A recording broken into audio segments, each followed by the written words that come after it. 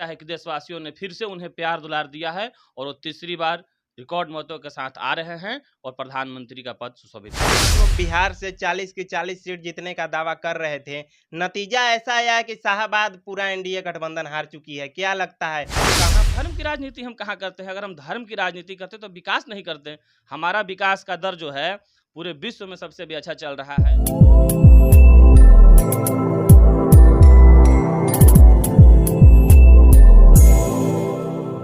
नमस्कार, मैं लव कुमार और आप देख रहे हैं मीडिया दर्शन। लोकसभा चुनाव 2024 के नतीजे 4 जून को आ गए हैं और आज 9 जून है और आज प्रधानमंत्री पद का शपथ तीसरी बार नरेंद्र मोदी लेने जा रहे हैं। मैं आपको बता दूं कि बिहार में 40 की 40 सीट जीतने का दावा करने वाले नरेंद्र मोदी और बीजेपी एनडीए गठबंधन पूरा शाहाबाद हार चुकी है। आज प्रधानमंत्री पद का शपथ तीसरी बार मोदी जी लेने जा रहे हैं। इस पर आज हम चर्चा करने के लिए भारतीय जनता युवा मोर्चा के जिलाध्यक्ष अभिषेक तिवारी जी पास आए हैं। अभिषेक जी, सबसे पहला सवाल मेरा आपसे है, तीसरी बार जिस तरीके से प्रधानमंत्री नरेंद्र मोदी प्रधानमंत्री पद का शपथ लेने जा रहे हैं, क्या कहिएगा इस पर?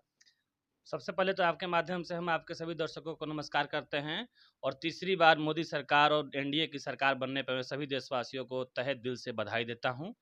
रह गई बात तीसरी बार जो हमारी मोदी सरकार आ रही है, उसी मजबूती के साथ, उसी गरीब गुरबा और छात्रों के विकास के साथ और वही जो विकास की गति थी उसी के साथ तीसरा टर्म हम लोग आ रहे हैं और यह एक ऐतिहासिक पल है और सभी देशवासियों के लिए एक सुखद एहसास है कि जिस तरह से नरेंद्र मोदी जी 10 सालों से लगातार काम किए और गरीब गुरबा, किसान और इस देश को परम वैभव तक पहुंचाने के लिए जो कार्य किए, उसी का नतीजा है कि देशवासियों ने फिर से उन्हें प्यार दुलार दिया है और वो तीसरी बार रिकॉर्ड मतों के साथ आ रहे हैं और प्रधानमंत्री का पद सुशोभित करेंगे। जिस तरीके से आप लोग बिहार से 40 की 40 सीट जीतने का दावा कर रहे थे, नतीजा ऐसा आया है कि शाहाबाद पूरा एनडीए गठबंधन हार चुकी है। क्या लगता है कहाँ पर चूक हुई, कहाँ पर गलती हुई?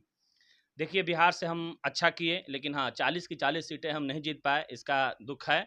और जो शाहाबाद की रह गई बात, तो संगठन की ये बात है और हम लोग बैठेंगे आपस में, कहाँ कमियाँ रह गई। हम लड़े, प्रयास किए, कुछ ऐसी फैक्टर रह गई, जिस फैक्टर के कारण और जिस तरह से विपक्ष ने एक झूठ फैलाने का काम किया, जिस तरह से एक पोलराइज़ेशन करने का काम किया, वो झूठ की बुनियाद पर लोगों को फँसाने का काम किया। आप देख सकते हैं कि जैसे कांग्रेस ने एक झूठा वादा किया कि हम 1 लाख रुपया खटाखट देंगे और जिस तरह से वो लोगों को बार्गेनिंग करते हुए उसका एक पत्र भी दिया और आज कांग्रेस के दफ्तरों पे लाइन लगी हुई है। तो झूठ में थोड़े हमारे जो मतदाता भाई हैं, थोड़े इधर-उधर हुए, लेकिन फिर भी हम संगठन की पार्टी हैं और हम इस पे बैठ के चर्चा करेंगे और हम हारे ज़रूर हैं, लेकिन हमारे हौसला नहीं टूटे हुए हैं। हम जनता की सेवा में निरंतर लगे रहेंगे और अगली बार हम ज़्यादा मजबूती के साथ आएँगे। जिस तरीके से मोदी जी पहले निष्पक्ष होकर बिना दबाव के काम करते थे, क्या इस बार जब वो तीसरी बार प्रधानमंत्री पद का शपथ लेंगे, उनका कार्यकाल शुरू होगा, तो क्या इस बार उस तरीके से बिना दबाव के कार्य कर पाएंगे? देखिए, हमारे जो घटक दल हैं एनडीए, वो आज का नहीं है, चुनाव से पूर्व मतलब बहुत पहले से चले आ रहा है। इंडी गठबंधन के लोग ये हवा बनाने का प्रयास कर रहे हैं, जो चुनाव से पूर्व ही एक संगठन बनाएँ। चुनाव को लेकर उनकी कोई कार्य योजना देश के लिए नहीं थी कि वो क्या करने वाले हैं। उनका एक मिशन था मोदी को हराना, जो कि तो सफल नहीं हो पाया। लेकिन अब वो भाजपा को टारगेट पे ले रहे हैं, एनडीए गठबंधन को टारगेट पे ले रहे हैं कि अब उतनी मजबूती से सरकार नहीं चलेगी। ये संगठन हमारा बहुत पहले का है और इसमें कहीं शक की कोई गुंजाइश नहीं है और उससे भी ज़्यादा मजबूती के साथ नरेंद्र मोदी जी देश की सेवा करेंगे और गरीब गुरबा छात्रों के लिए उतना ही मजबूती से काम करेंगे, इसमें कहीं कोई शक की गुंजाइश नहीं है। अच्छा, जिस तरीके से मोदी जी के बारे में, चाहे इस बार एनडीए सरकार के बारे में विपक्ष लोगों का कहना है, कुछ लोगों का कहना है कि ये सरकार ज़्यादा दिन तक चलने वाली नहीं है, क्या कहिएगा? देखिए, अब एक कहावत है कि चलनी सूप को हँसता था, वही कहावत है कि जो इंडी गठबंधन चुनाव से पूर्व भी आपस में उलझा हुआ था और चुनाव के बाद की भी स्थिति देखिए कि आम आदमी पार्टी का एक अलग वक्तव्य आता है, उद्धव ठाकरे नाराज़ चल रहे हैं, ममता बनर्जी नाराज़ चल रही हैं। आप आने वाले समय में देखिएगा हमारी सरकार कितनी मजबूती से चलेगी और ये इंडी गठबंधन जो कि चुनाव से पूर्व बना, सिर्फ़ अपने जो ये लोग किए कारनामे करप्शन है और जो भ्रष्टाचार है उसको छुपाने के लिए सरकार तो इनकी बनने वाली है ही नहीं। अब ये देखिएगा कैसे बिखर जाएँगे और बिखर के और सब लोग आपस में ही उलझने का काम करेंगे। अच्छा, जिस तरीके से सूत्रों के हवाले से खबर आ रहा है कि नीतीश कुमार पर डोरे डाला जा रहा है, विपक्ष के द्वारा लगातार नीतीश कुमार को मनाने का काम किया जा रहा है और कुछ लोगों का बयान भी सामने आ रहा है कि बीजेपी एनडीए गठबंधन बैसाखी पर चल रही है, क्या कहिएगा? जिस तरह से नीतीश जी ने भरे सभा में नरेंद्र मोदी जी की जितनी प्रशंसा की, एनडीए सरकार के आने के लिए जितने उत्साहित दिखे, हमें लगता है कि संगठन के सभी साथियों से ज़्यादा उत्साहित थे और वो राजनीति के बहुत ही माहिर खिलाड़ी हैं। बिहार के विकास में उनका अहम योगदान रहा है। उन्हें पता है कि इन लोगों के साथ जाने से कुछ नहीं मिलने वाला है और ये लोग का काम ही है बार्गेनिंग करना। ये लोग आपस में बार्गेनिंग कर रहे हैं। नीतीश जी हमारे मजबूत साथी हैं, उनके आने से हमारे एनडीए मजबूत हुई है और कहीं नहीं हो जाने वाले हैं। अच्छा, एक बात बताइए, जिस तरीके से आप लोग 400 पार का नारा लगाते थे, अब की बार 400 पार, नतीजा ऐसा आया कि आप लोग 300 पार भी नहीं कर पाए और शिवराज सिंह को लाने में 300 पार हुए, क्या कहिएगा? देखिए 400 पार का हमारा नारा था, हमने प्रयास किया, लेकिन जनता ने मान के चलिए कि हमें बहुमत दिया, एनडीए को जिस तरह का बहुमत दिया, हम उस पर भी समीक्षा करेंगे। देखिए ना हम हार से भयभीत होते हैं और ना हम जीत में अति उत्साहित होते हैं।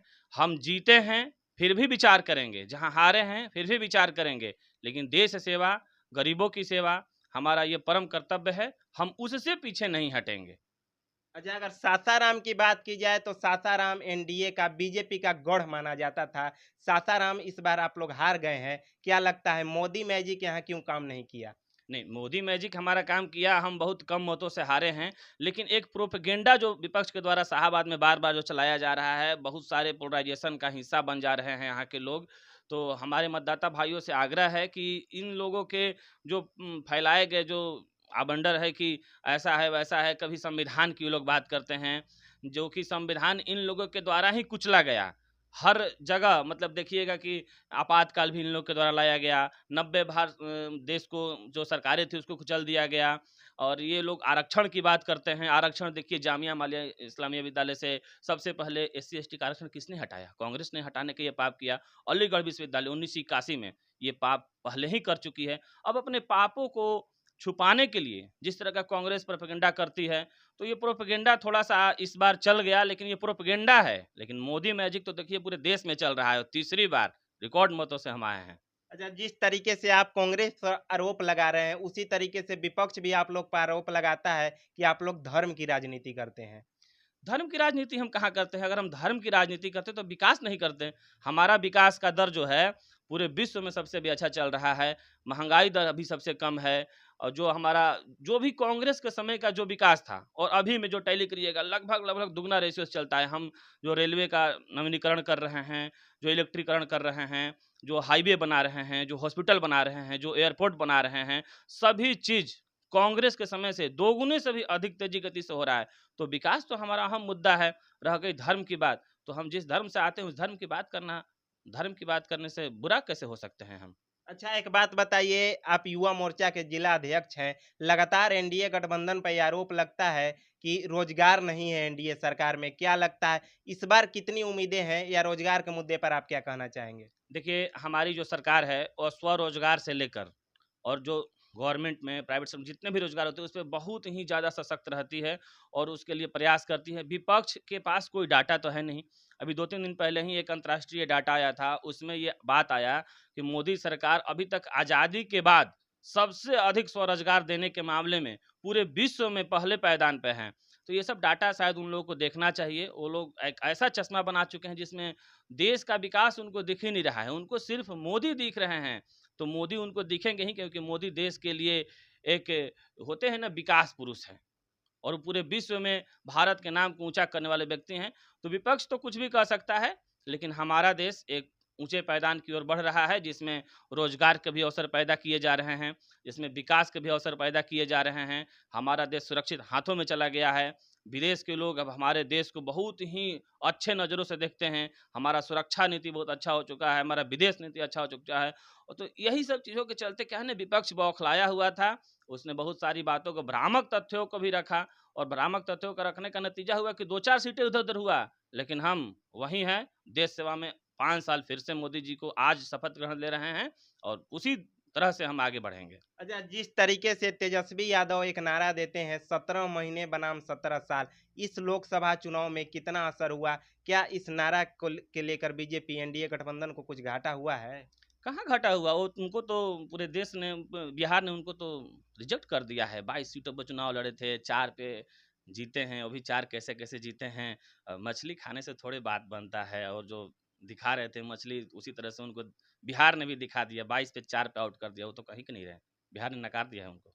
अच्छा, अगर बगल की आरा की बात की जाए तो आरके सिंह वहाँ से उम्मीदवार थे, वो भी वहाँ से हार गए हैं। क्या लगता है कहाँ पर गलती हो गई वहाँ पर? हम लोग संगठन में बैठेंगे, बात करेंगे। जितनी सीटों पे हम लोग हारे हैं, सबकी समीक्षा होगी। और आरके सिंह जी एक विकास पुरुष थे, उनका हारना दुर्भाग्यपूर्ण रहा। लेकिन फिर भी संगठन में कहाँ गलतियाँ रह गई, इस पे हम लोग बैठ के बात करेंगे। तो अभी आप सुन रहे थे भारतीय जनता युवा मोर्चा के जिला अध्यक्ष अभिषेक तिवारी जी को। इनसे हमने पूरे बिहार से लेकर और शाहाबाद में जिस तरीके से एनडीए गठबंधन हार गई है, गढ़ यहाँ पर माना जाता था इनका, उसके बावजूद यहाँ पर पूरा शाहाबाद एनडीए गठबंधन बीजेपी हार गई है। लगातार ये लोग 400 पार का दावा करते थे कि हम 400 पार होंगे, बिहार में 40 की 40 सीट जीतेंगे, और ये लोग बिहार में 40 भी नहीं जीत पाए और 400 पार भी नहीं कर पाए बीजेपी एनडीए गठबंधन। इन सभी मुद्दों पर चर्चा हमने किया। फिलहाल आप देखते रहें मीडिया दर्शन।